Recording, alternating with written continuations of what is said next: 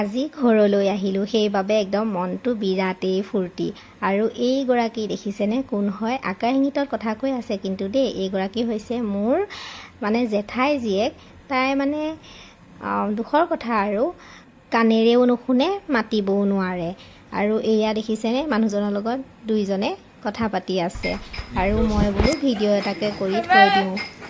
বা আকৌ ভিডিঅ'ত নুঠে, লাজ কৰিছে।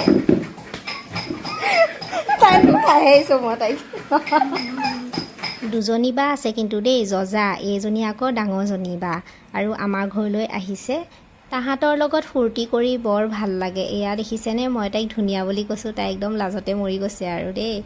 আৰু আহি পায়ে মোৰ মানে পাকঘৰৰ দায়িত্বহে, গম পাইছেনে? এয়া মানে মাছ মাংস যি বস্তুৱেই নানক মোকেই বনাবলৈ দিব।